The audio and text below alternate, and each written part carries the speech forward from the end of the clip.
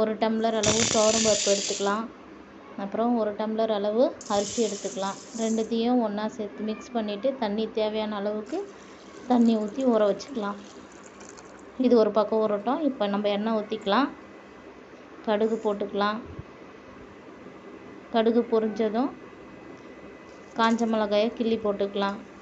அப்புறம் பச்சை மிளகாய் கொஞ்சம் சேர்த்துக்கலாம். வெட்டி வச்சுருந்த வெங்காயத்தை சேர்த்து நல்லா வதக்கிக்கலாம். நல்லா வதக்கணும். நல்லா வதங்கினாக்கா நல்லாயிருக்கும் அரிசி பருப்பு சாதம்.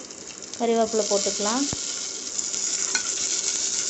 கறிவேப்பிலை போட்டு நல்லா வதக்கிட்டு இப்போ தக்காளி பழம் போட்டுக்கலாம். நான் அரிசி பருப்பு சாதத்துக்கு எங்களுக்கு தேவையான அளவுக்கு 2 தக்காளி மட்டும் தான் போட்டிருக்கேன். உங்களுக்கு தேவையான அளவுக்கு நீங்கள் போட்டுக்கோங்க. இப்போ தக்காளி நல்லா வதங்கிடுச்சு. இந்த நேரத்தில் நம்ம பார்த்திங்கன்னா மஞ்சள் தூள் 1 ஸ்பூன் மஞ்சள் தூள் சேர்த்துக்கலாம். 1/4 ஸ்பூன் தனியாத்தூள் சேர்த்துக்கலாம். சாம்பார் பொடி உப்பு எல்லாத்தையும் போட்டு வதக்கிக்கலாம். நல்லா வதங்கினா தான் நல்லாயிருக்கும்.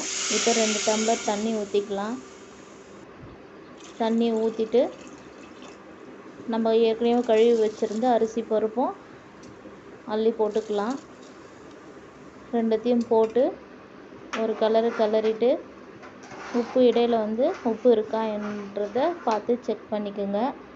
செக் பண்ணதுக்கப்புறம் குக்கர் விசில் போட்டு மூடிடுங்க. இப்போ அரிசி பருப்பு சாதம் நம்மளுக்கு ரெடி ஆகிடுச்சு. இப்போ நம்ம தட்டி வச்சுருந்த மிளகு, ஜீரகம், பூண்டு எல்லாத்தையும் மேலே தூவிக்கலாம். அப்புறம் தேங்காய் துருவி வச்சுருக்க தேங்காயும் தூவிக்கலாம். நெக்ஸ்ட்டு 1 ஸ்பூன் தேங்காய் எண்ணெயை சாதத்து மேலே பறக்க ஊற்றிக்கலாம். ஊற்றிட்டு நல்லா ஒரு கிளறிக்கலாம். இப்போ நம்மளுக்கு டேஸ்டான சுவையான அரிசி பருப்பு சாதம் ரெடி ஆகிடுச்சு. நீங்கள் ட்ரை பண்ணி பாருங்கள். நல்லா டேஸ்ட்டாக இருக்கும். இது கோயம்புத்தூர் சைடில் ரொம்ப ஸ்பெஷலான சாதம்.